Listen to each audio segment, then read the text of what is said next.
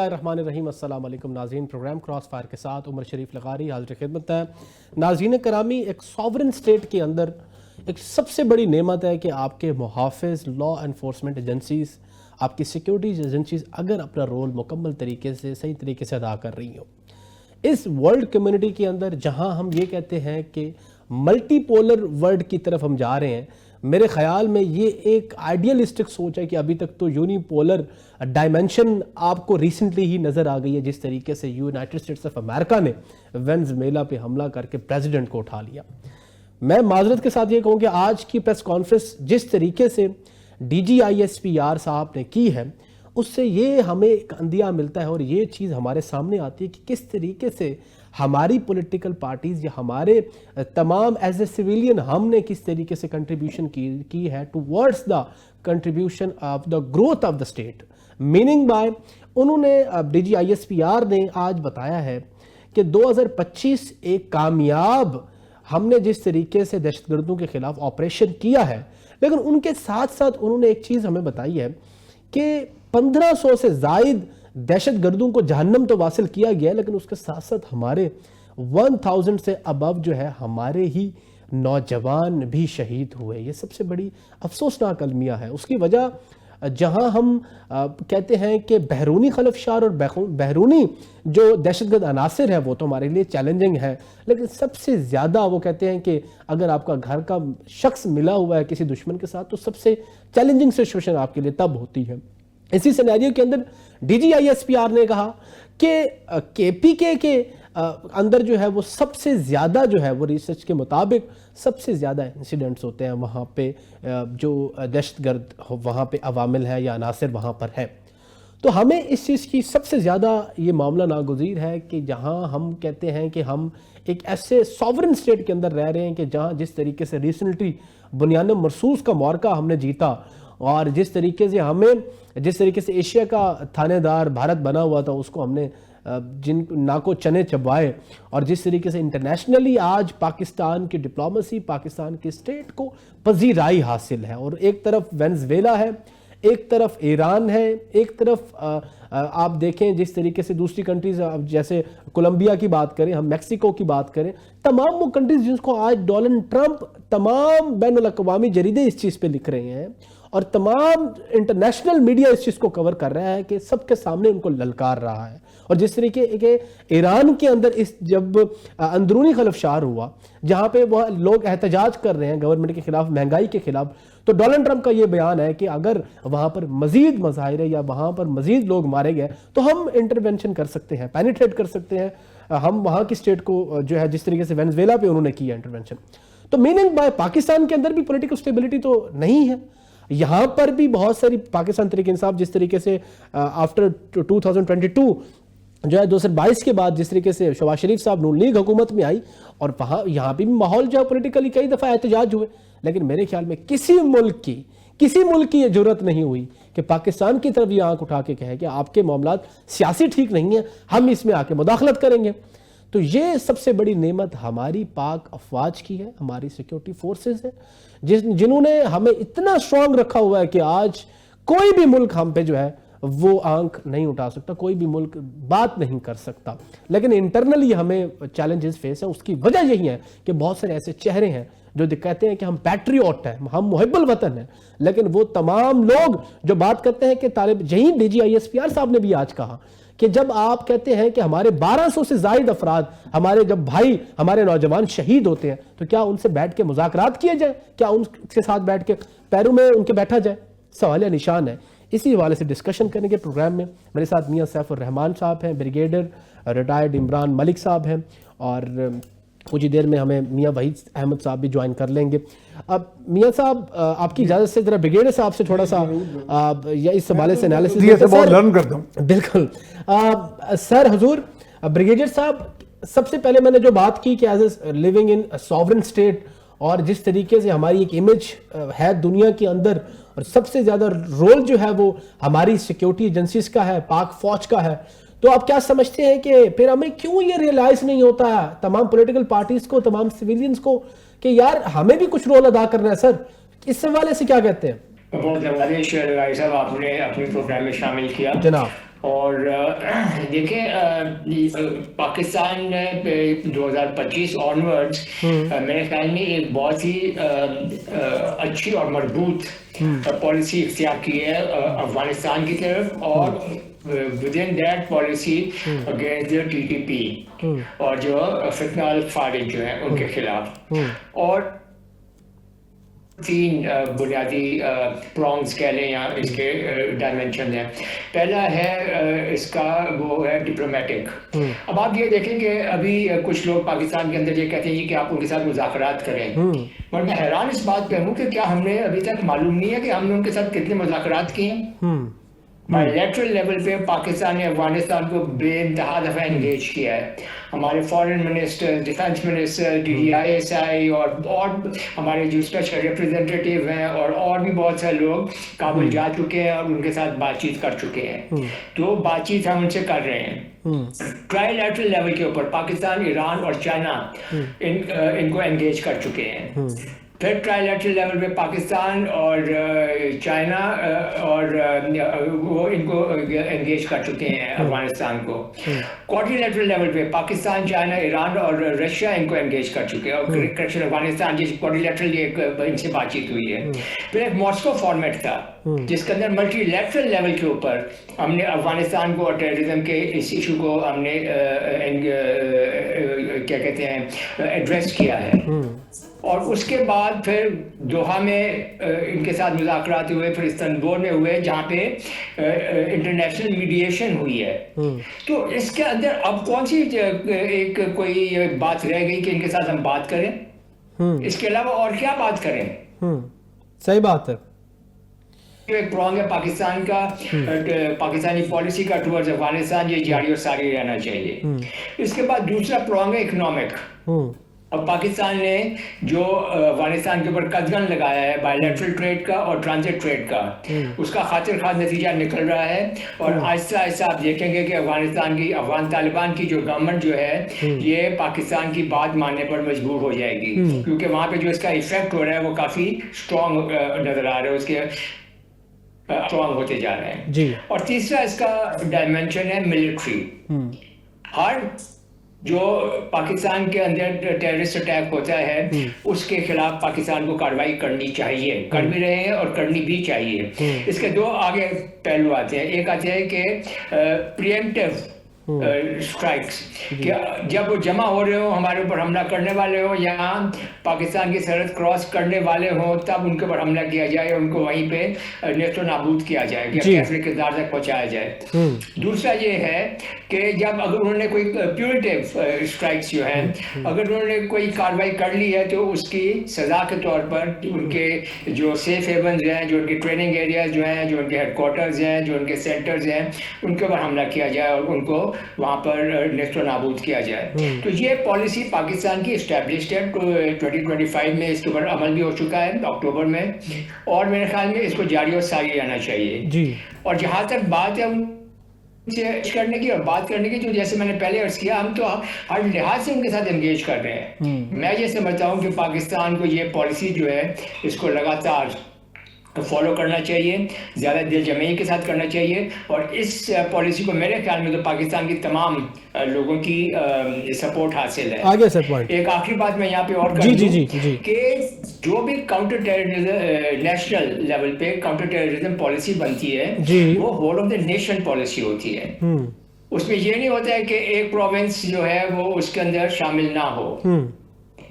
اب مثال کے طور پر ابھی اگر کے پی میں ٹیررزم ہو رہا ہے, ان کی ایک اپنی پالیسی ہو جائے, میں ہائپوتھیٹیکل بات کر رہا ہوں, مثال دے رہا ہوں, اور وہ اپنی ایک پالیسی بنا لے کہ ہم نے ان سے بات کرنی ہے. بلوچستان میں جہاں پہ ٹیررزم ہو رہی ہے وہ ایک اور پالیسی بنا لے کہ ہم ان کے ساتھ اس طرح سے ڈیل کریں گے. پنجاب والے کچھ اور بولیں, سندھ والے کچھ اور بولیں, تو آپ مجھے یہ بتائیں کہ یہ ملک جو ہے یہ ٹیررزم کو کس طرح سے کاؤنٹر کرے گا؟ بالکل پالیسی بالکل ضروری ہے. سرجواب کیسے کرے گا؟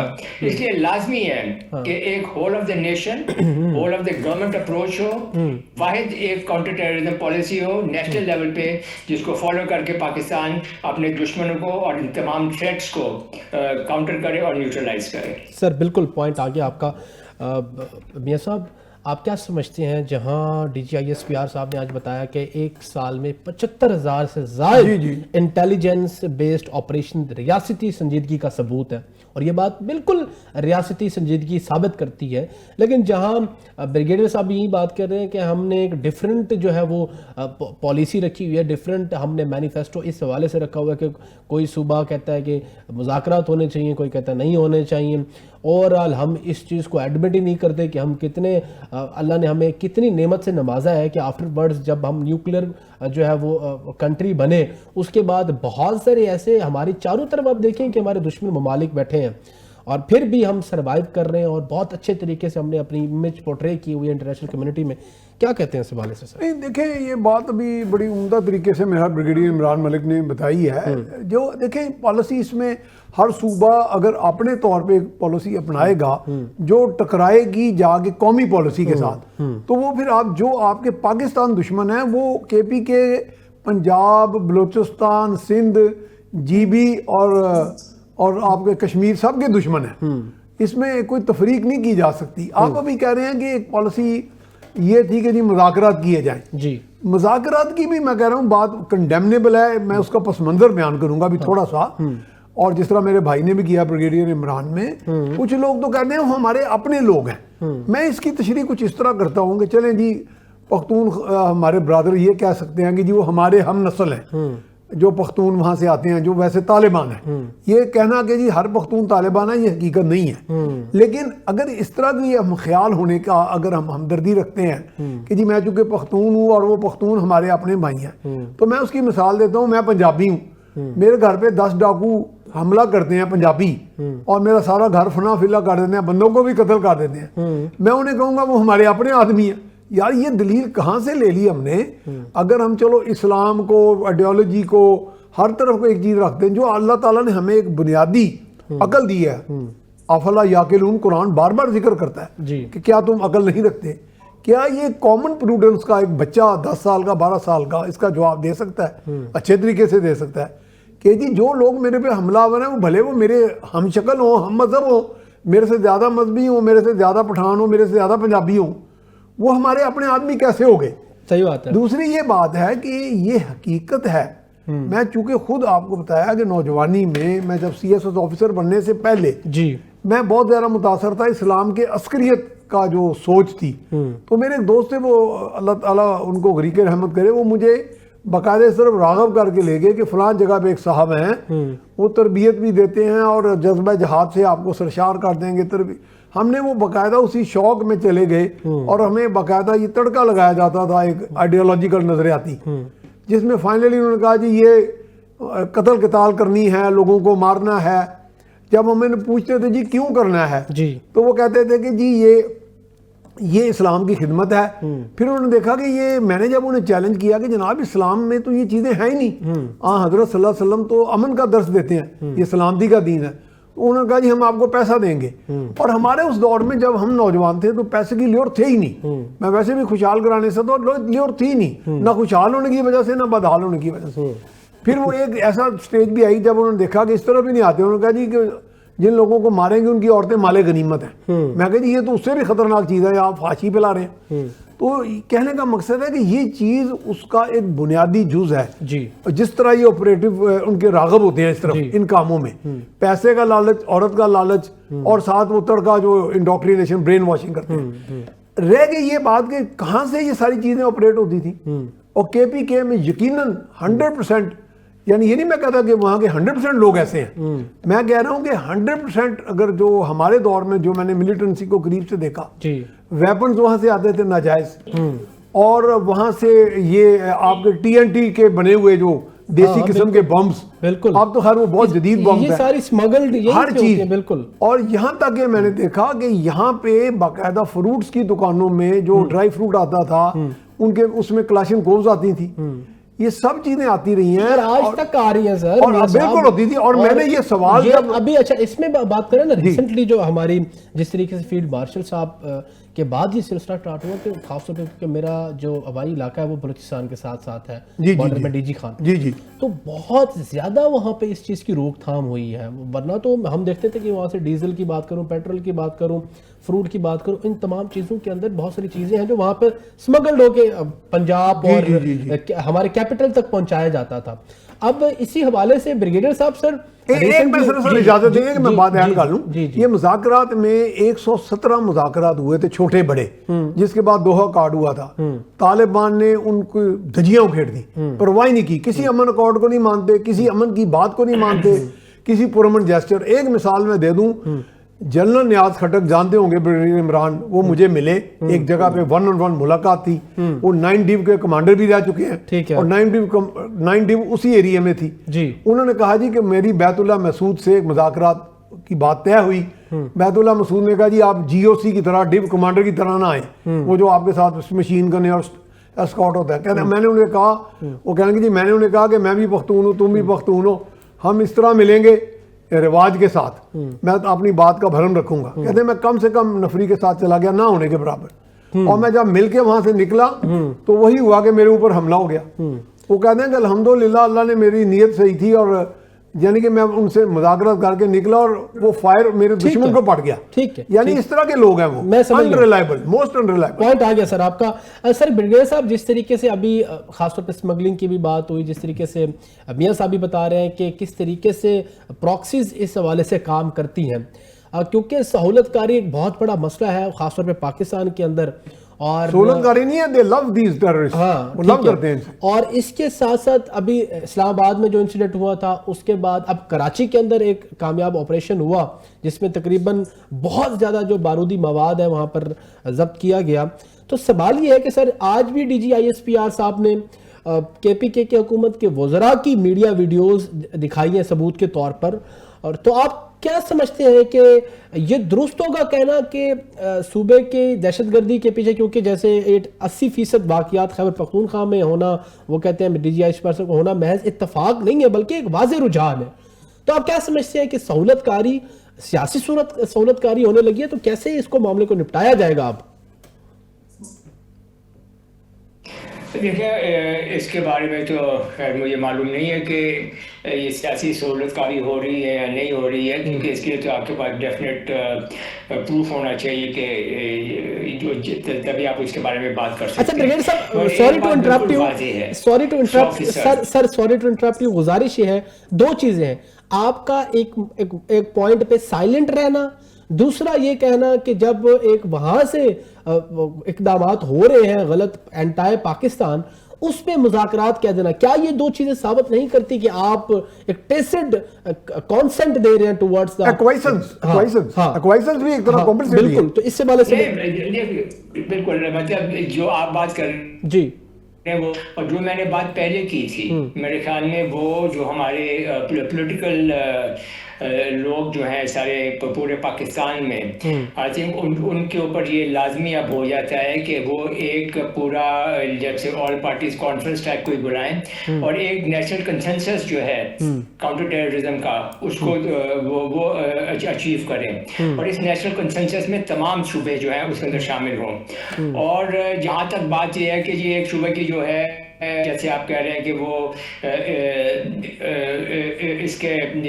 اس پالیسی کے شاید وہ 100% اس سے اگری نہیں کرتی, بلکہ اس کی اپنی الگ سے پالیسی بنانے کی کوئی خواہش ہے, تو یہ پولیٹیشینز ہیں, یہ بیٹھے ہیں میز کے اوپر اور پھر اس کو ڈسکس کریں اور اس کا کوئی حل نکالیں. جی جیسے میں نے پہلے عرض کیا کہ کوئی بھی کاؤنٹر ٹیررزم پالیسی جو کہ نیشنل لیول پہ ہوگی وہ ایک پالیسی ہوگی, اور اگر اس پالیسی کے اندر کوئی ایسی ڈس ایگریمنٹس ہیں جی, تو پھر بیٹھ کر اس طرح سے بات کر رہے جی کہ وہ غلط ہے یا یہ صحیح ہے, اس سے معاملہ آگے نہیں چلیں گے. ہمیں دیکھیں, ایک چیز کہلاتی ہے فائٹنگ دا پرابلم, دوسری چیز کہلاتی ہے سالونگ دا پرابلم. جی, اگر یہ پرابلم ہے تو اس کو ہمیں فائٹ نہیں کرنا چاہیے کہ یہ پرابلم کیوں ہے, ہمیں اس کو ریزالو کرنا چاہیے, اس کا حل تلاش کرنا چاہیے. اور میرے نزدیک اس کا حل یہ ہے کہ آپ تمام پولیٹیشنز کو, وما ادر جو ہمارے مقتدر ادارے ہیں, وہ بھی بیٹھ کر قومی لیول کے اوپر ڈیسائیڈ کریں کہ بھائی ہم نے کیا کرنا ہے, پاکستان کے نیشنل انٹرسٹ کس چیز میں ہے, پاکستان کی سیکیورٹی کس چیز میں ہے, پاکستانی عوام کی سیکیورٹی کس چیز میں ہے, پاکستان کا مستقبل کس چیز میں ہے, اور اس کے اوپر بیس کر کے یہ آپ فیصلہ کریں.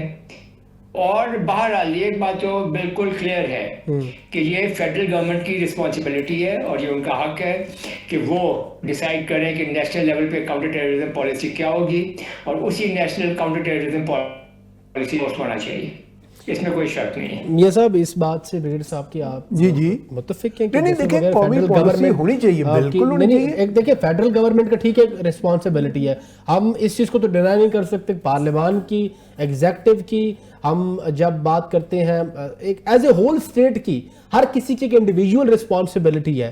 Meaning by provinces have their own responsibility and obligations, تو اس میں یہ چیز تو صوبے بھی کہتے ہیں نا. خاص طور پہ میں جس طریقے سے سہیل افریدی صاحب کا وزٹ لاہور میں تھا تو انہوں نے بارہا یہ بات کی صحافیوں کے سامنے کہ ہاں جی ہمیں اس چیز میں, وہ کہتے ہیں نا کہ وہ اپنی shifting to the responsibility towards executive, passing the buck to others. ہاں, تو اس حوالے سے آپ کیا کہتے ہیں کہ یہ بات ایک سیکنڈ لگائے سر, جی سر, میں نے یہ عرض کیا نا کہ اگر کوئی ڈس ایگریمنٹ ہے کسی پالیسی کے اوپر, اور تو اس کے بارے میں بات چیت کے ذریعے اس کو ریزالو کیا جا سکتا ہے نا, اور کیسے آپ ریزالو کریں گے, ایک بات. دوسری بات یہ ہے کہ کچھ ایسی پالیسیز ہیں, فار ایگزامپل فورن پالیسی ہے جی, وہ مکمل طور پر فیڈرل گورنمنٹ کی رسپانسبلٹی ہے اور اس کا دائرہ اختیار میں ہے.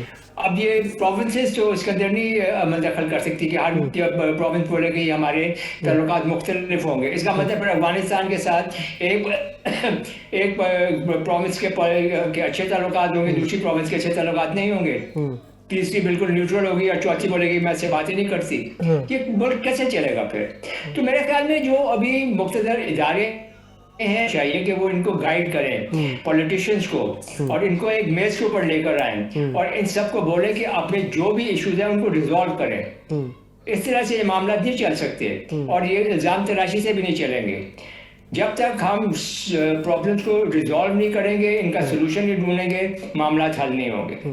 ہمیں معاملات کے سولوشن ڈھونڈنا. پاسنگ دا بک والی بات ہو رہی تھی, میں جو کہہ رہا تھا پاسنگ دا بک. اچھا بات یہ ہے کہ اصل میں بات بریگیڈیئر صاحب کی یہ بڑی, یہ تو ہمارا کلچر ہے ویسے, پاسنگ دا بک ٹو ادرس. بات انہوں نے کی ہے کہ ایک تو ہمیں کولیکٹیولی بھی ایک ٹیبل پہ بیٹھ کے ایک اس چیز کا فیصلہ کرنا ہے کہ ہماری انٹرنل پالیسی یا کہ ہماری ایکسٹرنل پالیسی جو فورن پالیسی ہے اس کی امپلیکیشنز کیا ہے, اس کی امپلیکیشن سے تمام صوبوں کا جو ہے وہ پوائنٹ آف ویو کیا ہے, یہ اصل میں سب سے بڑا سوال نشان بھی ہے. اور اسی حوالے سے فردر جیسے بریگیڈیئر صاحب نے فورن پالیسی کی بات کی, ہم پاکستان کی فورن پالیسی اور خاص طور پہ جو ورلڈ ویو کے مطابق ٹرمپ صاحب کر رہے ہیں فورن پالیسی, اس کو ڈسکس کریں گے, کیونکہ پروگرام میں ایک چھوٹی سی بریک کا وقت ہوا. صاحب میں یہی سوال چھوڑ کے جا رہا ہوں, آپ کی طرف ہی آؤں گا. چھوٹی سی بریک کے بعد ناظرین ہم پھر حاضر ہوتے ہیں اور اسی تمام کو معاملے کو ڈیٹیل میں ڈسکشن کریں گے. ول بی رائٹ بیک انشاءاللہ.